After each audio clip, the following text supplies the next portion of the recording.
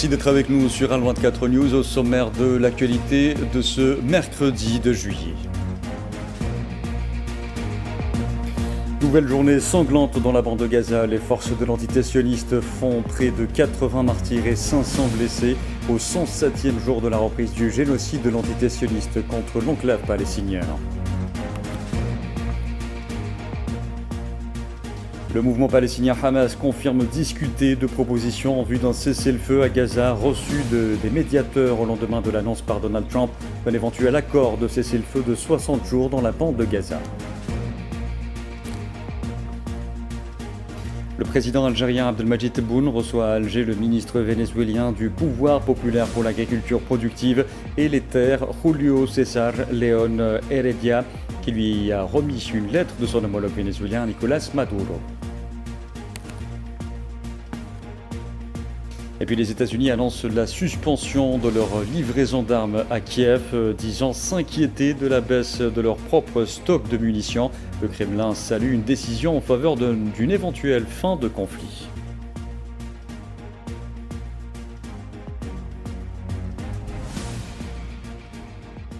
Bonsoir à tous. Près de 80 Palestiniens sont tombés en martyrs et près de 500 autres ont été blessés au 107e jour de la reprise de l'agression génocidaire de l'entité sioniste contre la bande de Gaza. Selon les autorités sanitaires palestiniennes, 142 martyrs et 487 blessés sont arrivés dans les hôpitaux de Gaza au cours des dernières 24 heures. Par ailleurs, depuis le 7 octobre 2023, 57 012 Palestiniens sont tombés en martyrs et 134 592 ont été blessés.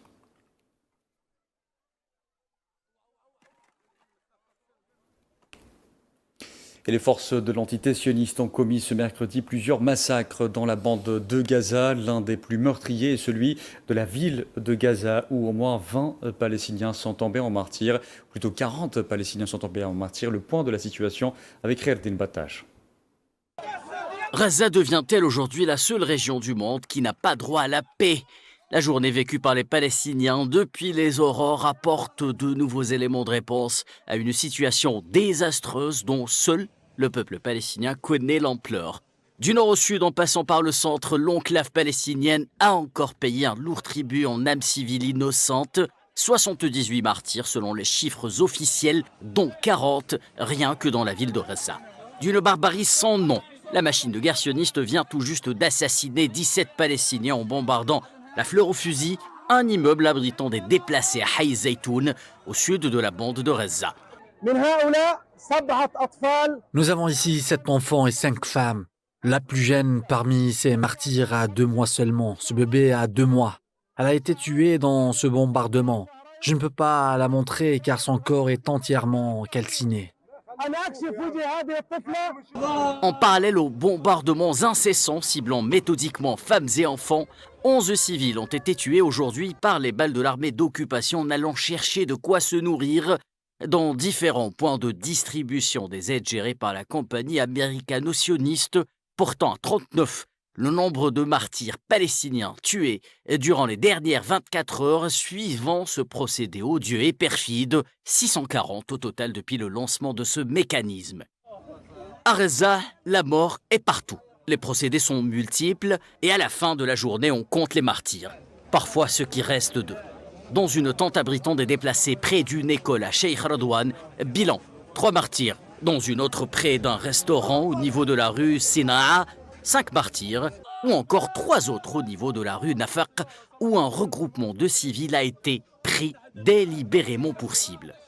Jusqu'aux derniers instants de la journée, d'autres régions situées plus au nord auront également droit à leur lot de bombardements quotidiens, à l'image de Choujaïa ou à Nusayrat au sud, où l'on annonce déjà 7 martyrs, toujours près d'une école, comme un symbole.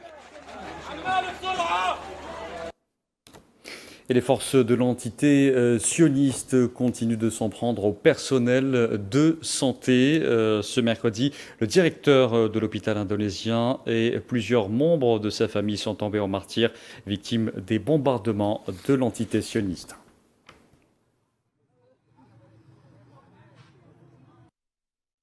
Et le Qatar a présenté une nouvelle proposition de cessez-le-feu à l'entité sioniste et au mouvement de résistance palestinien Hamas, dans le but de mettre fin à l'agression contre la bande de Gaza. La proposition comprend un cessez-le-feu de 60 jours dans l'enclave palestinienne et une libération progressive des détenus par le Hamas.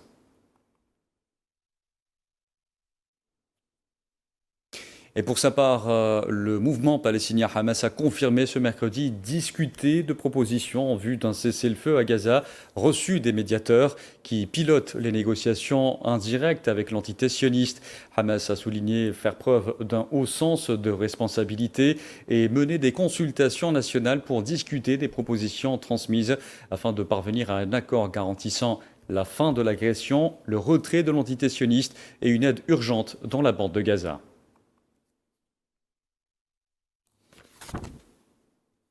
La proposition du Qatar intervient au lendemain de l'annonce par le président américain Donald Trump d'un éventuel accord de cessez-le-feu de 60 jours dans la bande de Gaza, soulignant que le Qatar et l'Égypte seraient responsables de soumettre les termes de l'accord.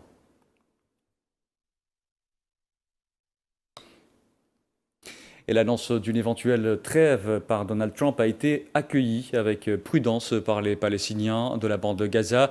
Après plus de 21 mois de bombardements, de déplacements forcés et de famine, ils n'espèrent pas moins d'en finir une fois pour toutes avec le génocide de l'entité sioniste.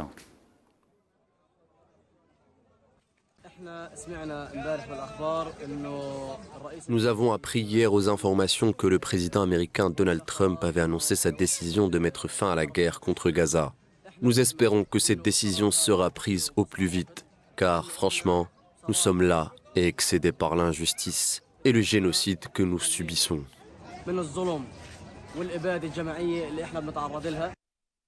Au volet humanitaire, plus de 200 ONG ont appelé à la fin du programme de distribution d'aide à Gaza, soutenu par les États-Unis et l'entité sioniste, gérée par la Fondation humanitaire de Gaza, GHF, et ce en raison de préoccupations sur sa neutralité, ses procédés et la violence entourant la distribution de l'aide qui a fait des centaines de martyrs palestiniens dans l'enclave palestinienne.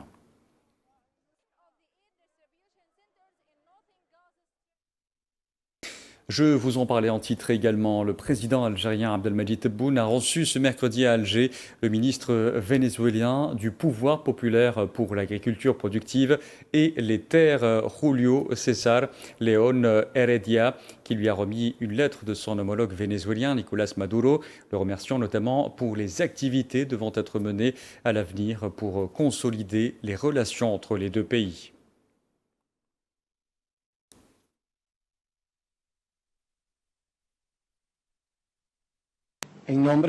Au nom du président de la République bolivarienne du Venezuela, Nicolás Maduro, et au nom du peuple vénézuélien, nous tenons à remercier le président de la République démocratique algérienne Abdelmadjid Tebboune, ainsi que l'ensemble du gouvernement pour les activités que nous nous apprêtons à mettre en œuvre conjointement sur la voie de la prospérité et du progrès entre nos deux pays, le Venezuela et l'Algérie.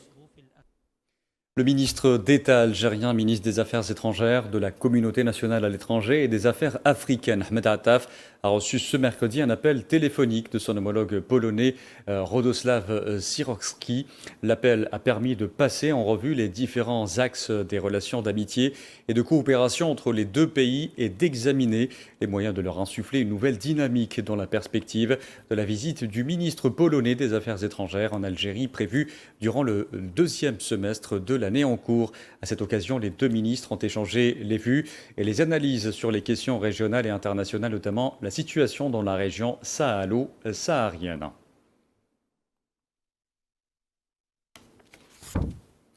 Coopération algéro-mauritanienne. À présent, le groupe algérien Saïdal a procédé ce mercredi au départ du port d'Alger à l'exportation de son premier lot de produits pharmaceutiques vers la Mauritanie après avoir remporté un appel d'offres international. Ce premier lot comprend 100 000 flacons de paracétamol pédiatrique.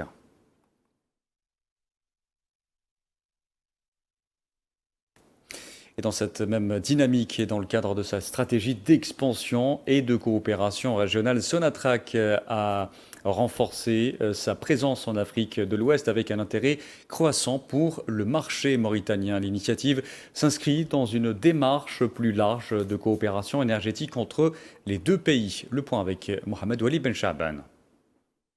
Le groupe Sonatrach poursuit son expansion régionale en affirmant pleinement son rôle d'acteur énergétique de référence sur le continent africain dans une dynamique de développement et d'investissement durable au-delà des frontières nationales. Sonatrach envisage la création d'une société conjointe avec la Société mauritanienne des hydrocarbures.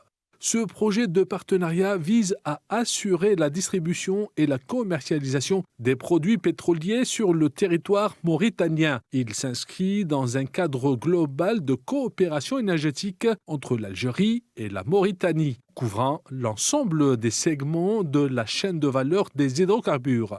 Sonatrach réaffirme sa disponibilité à étudier les opportunités d'investissement sur le marché mauritanien, tout en renouvelant son engagement à élargir les domaines de partenariat et à approfondir la coopération dans les secteurs d'intérêt commun. Ce rapprochement s'aligne avec les ambitions des deux pays de consolider leur sécurité énergétique et de bâtir une coopération durable fondée sur la complémentarité et le respect mutuel. Sonatrach affiche sa détermination à élargir sa coopération avec la Société mauritanienne des hydrocarbures, tout en affirmant son rôle stratégique dans le paysage énergétique régional. À travers cette démarche, le groupe Sonatrach vise à contribuer également activement au développement économique mutuel et à promouvoir des investissements durables ancrés dans une vision partagée de croissance et de stabilité.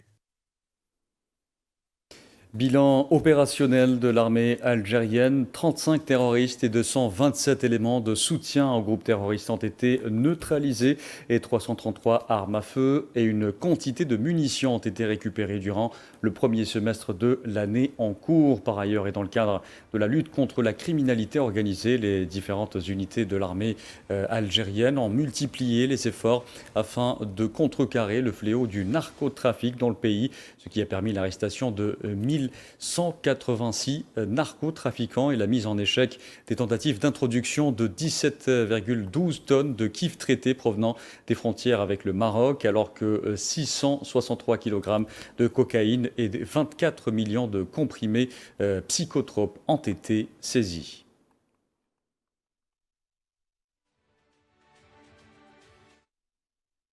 Je vous le disais en titre, les États-Unis ont annoncé la suspension de leur livraison d'armes à Kiev, disant s'inquiéter de la baisse de leur propre stock de munitions. Les intérêts de l'Amérique en premier, c'est par ces mots écrits dans un communiqué par la porte-parole adjointe de la Maison-Blanche, Anna Kelly, a confirmé sans plus de précision l'arrêt des livraisons d'armes à l'Ukraine qui concernerait notamment les systèmes de défense aérienne Patriot, l'artillerie de précision et les missiles Hellfire.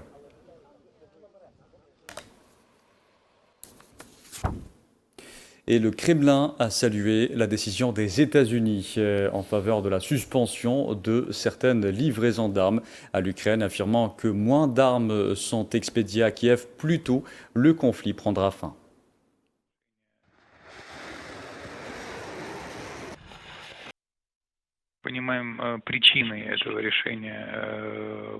D'après ce que nous comprenons, cette décision s'explique par la vétusté des stocks et par une pénurie de ces armes. Quoi qu'il en soit, moins l'Ukraine reçoit d'armes, plus la fin de l'opération militaire spéciale approche.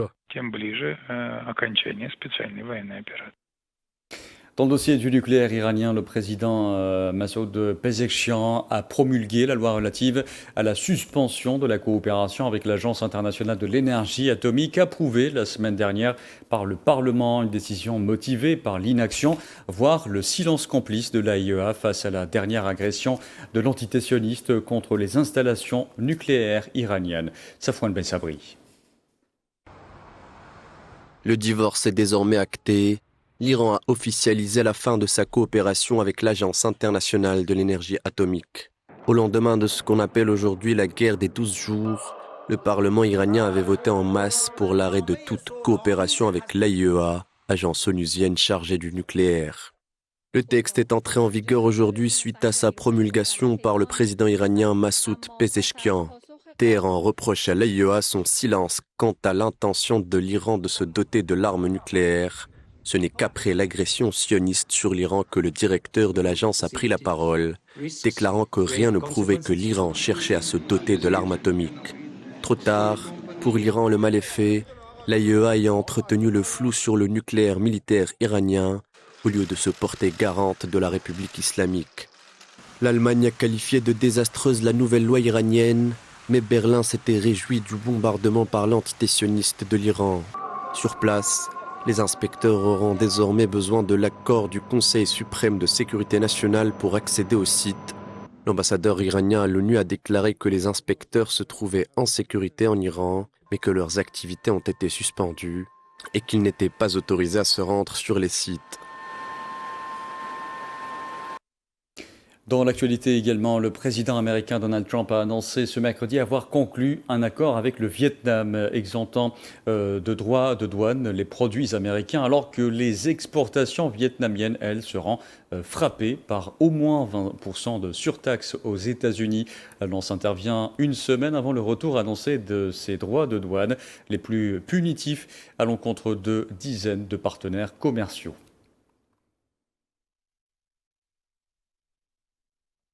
Reprise des négociations commerciales entre les États-Unis et le Canada, 48 heures après leur suspension, le Canada ayant abandonné son projet de taxer à hauteur de 3% les géants américains du numérique. Iman Merad.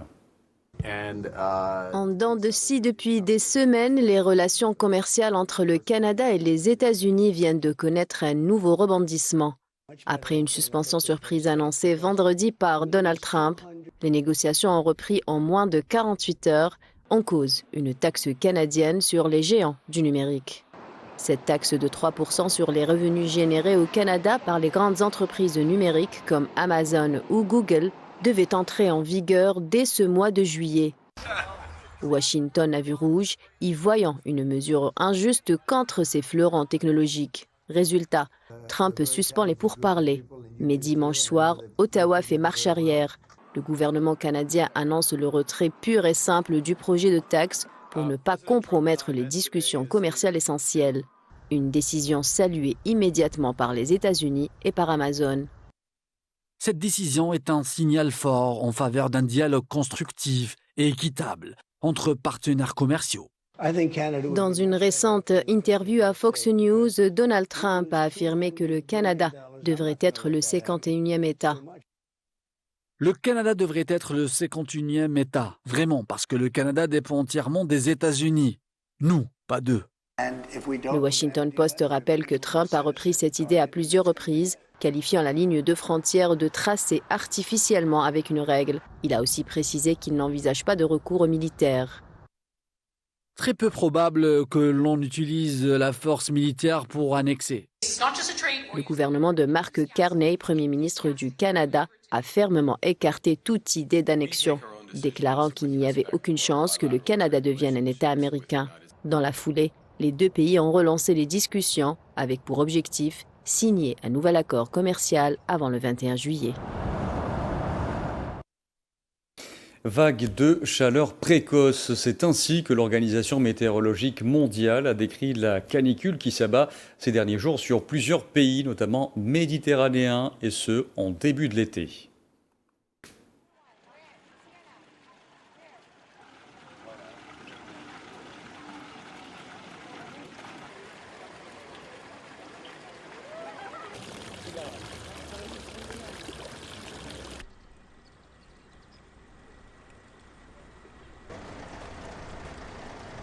La fréquence et l'intensité des épisodes de chaleur extrême augmentent en Europe et d'ici 2050, environ la moitié de la population européenne pourrait être exposée à un risque élevé ou très élevé de stress thermique pendant l'été. Ce qui est exceptionnel, et je dirais exceptionnel, mais pas sans précédent, c'est la période de l'année Nous sommes le 1er juillet et nous assistons à des épisodes de chaleur extrême, normalement plus tardifs. Pourquoi cela se produit-il? Plusieurs raisons, notamment la température exceptionnellement élevée de la surface de la mer en Méditerranée pour cette période de l'année. C'est l'équivalent d'une vague de chaleur terrestre.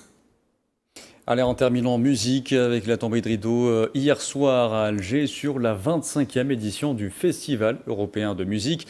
Une dernière soirée ponctuée par un concert musical hispano-suédois qui a séduit le public algérois avec ses mélodies enchanteresses. Fella El Laili.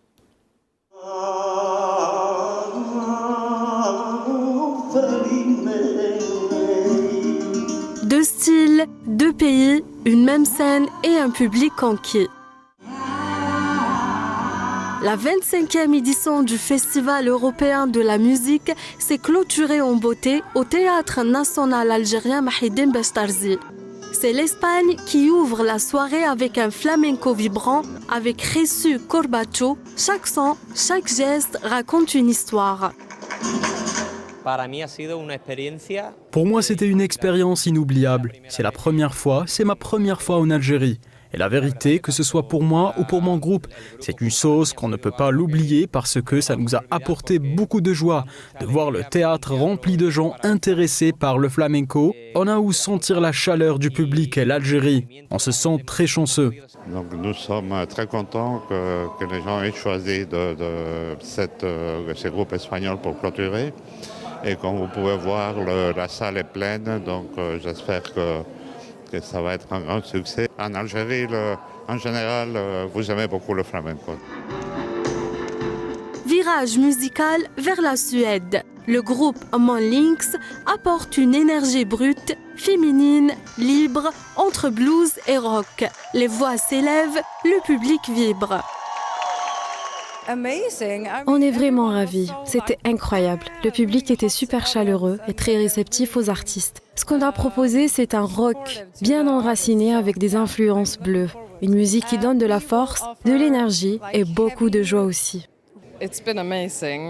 C'était incroyable. Vivre la culture.